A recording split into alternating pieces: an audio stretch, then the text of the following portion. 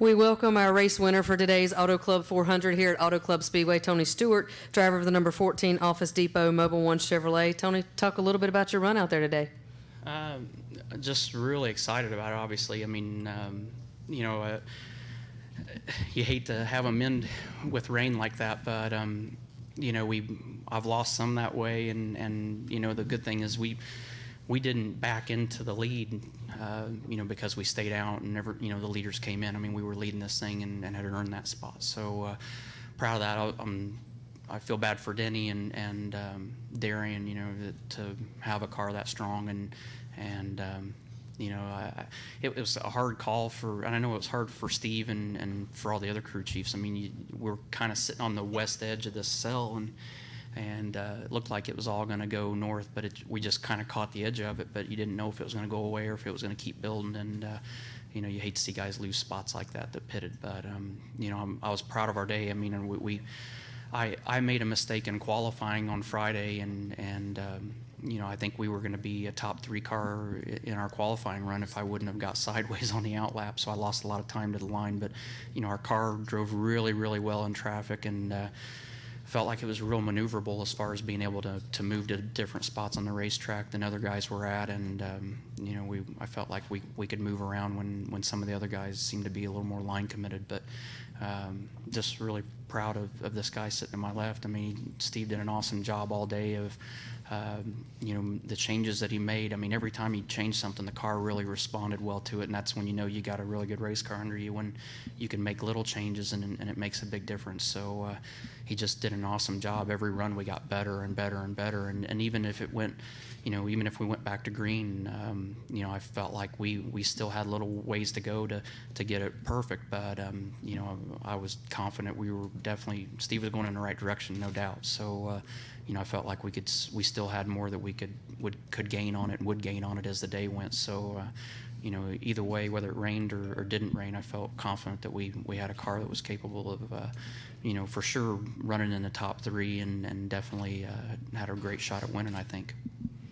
Joining Tony up here at the table is Steve Addington, crew chief for the team. Steve, this is Tony's 46th victory, and he tied Buck Baker for 14th on the all-time list today, and currently sits 4th in points. How do you feel as a crew chief and being part of that history making today? Oh, that's really cool. I didn't know that. That's really neat, and glad that I'm part of it. But no, it's been a real enjoyment in my life to get involved with this race team, with the people that Tony and Gene and Eddie and Brett and them guys have put in place here, that just really love to come to work and work on race cars and enjoy going to the racetrack. And thank Hendrick Motorsports for giving us great chassis and great engines, and our guys that hang the bodies on them and put them together do an awesome job. And it's really nice to be with an organization like this.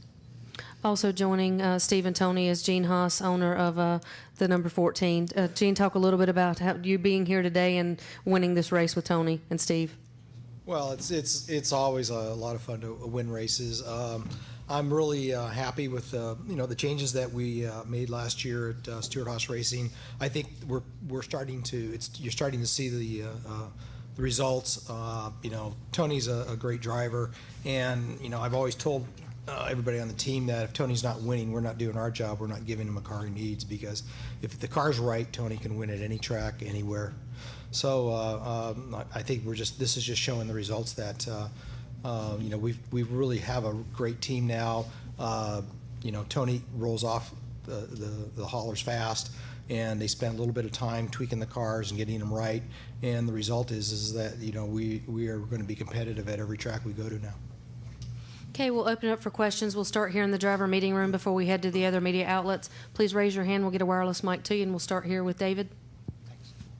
David Caravella, NASCAR.com. Tony, we know what you can do in the summertime. We've seen what you can do in the chase. You ever been this strong this early? Not in this series. It's been nice to get off to a good start this year the way we have, and like you said, the history shows the last 13 years we have not had the strongest starts the first third of the year, but I'm really, really excited about the start that we've got going. you know, we've been strong everywhere we've been. I mean, Daytona was probably our weakest race, and I think I know I made decisions that, you know, trying to make things happen and didn't work out, but it wasn't because our cars weren't good. So, you know, we've had top 10 cars and top 5 cars every race so far this year after that. So really proud of what Steve and all of our guys at Stewart Haas Racing have done. And like Steve mentioned, I mean, this is places like California and Michigan here are big horsepower tracks, and really proud of the Hendrick engine department. I mean, they've worked really hard, and they're really doing a good job with this EFI system. So proud of that, and you know, really appreciative of Gene and giving us the confidence to do what we do each week. Any more questions here in the driver meeting room? Okay, we'll take it to the media center. Any questions? Yes, Jim Alexander of the Riverside Press Enterprise. Tony, two-part question. Number one, how did the approaching rain affect your strategy pit-wise and otherwise on the track? And number two, describe that little move that you made on Denny Hamlin that deked him into the pits. I doubt very seriously that we suckered him on the pit road, so to speak. I mean, I'm sure him and Darian had their mind made up before they got there, and but you know, honestly, as far as the strategy with the weather coming, it's all Steve Addington, and you know, he gets the credit for that because he's the one that has to. It's hard. I mean, I wouldn't want to have to sit there and guess on when this rain's coming, but you know, Steve kept me informed of what he was seeing on the radar, and you know, it didn't really change what I was doing behind the steering wheel, but you know, it's obviously nerve-wracking for all the crew chiefs, and you know, especially when it starts off as light as it did. I mean, you know, it's a hard call to make, whether you know that if it goes back to green, you might have put yourself in a hole, but you know, if you have a scenario like we had today, you know, it's just hard to know exactly what to do, and you got to have that confidence. And you know, Steve said stay out, and I didn't question it. We stayed out, and you know, the drops kept getting bigger and bigger, and obviously when we pulled on pit road, they had definitely lost the track by that point. So it just was.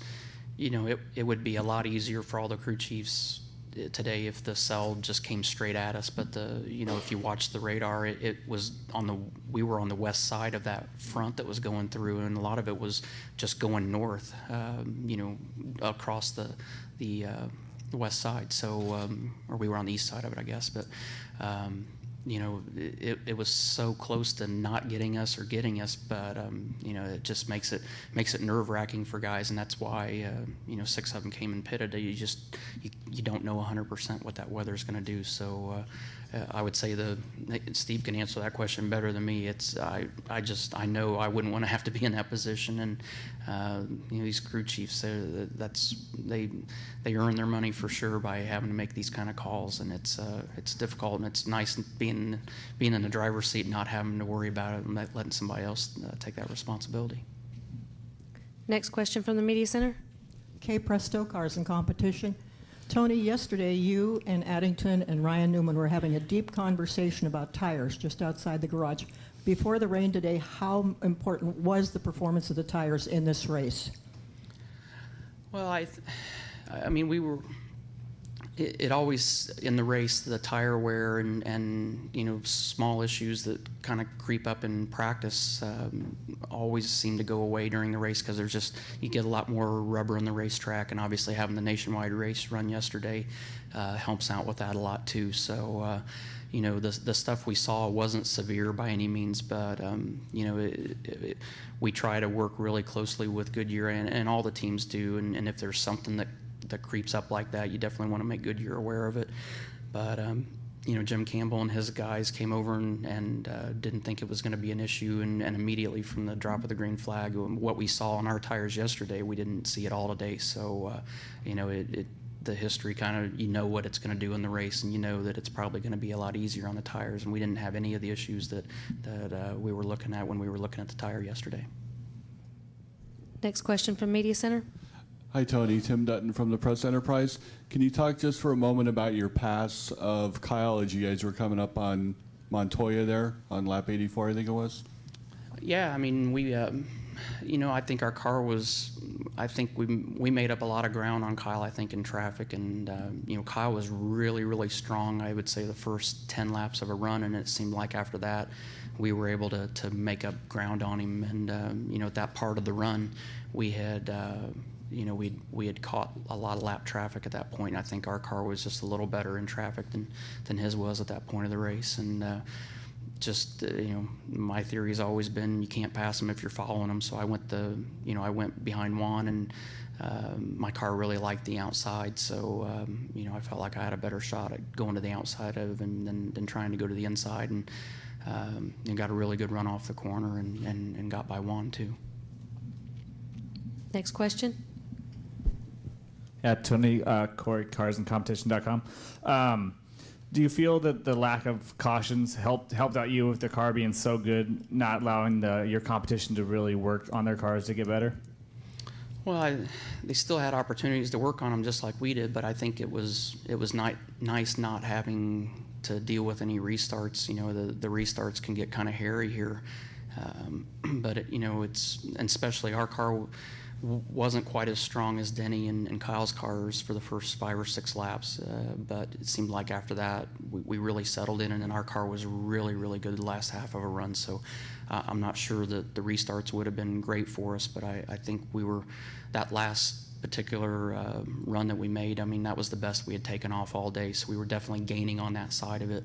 And didn't give up any time to Denny and Kyle, after the pit stop. So felt like we were gaining on that for sure. But it's, with the draft down the straightaways as strong as it is, and with this track being as wide and has so many grooves, there's so many options for us as drivers to use. It's nice to not have to be in that situation when you have a strong car and you don't have to deal with as much traffic that way.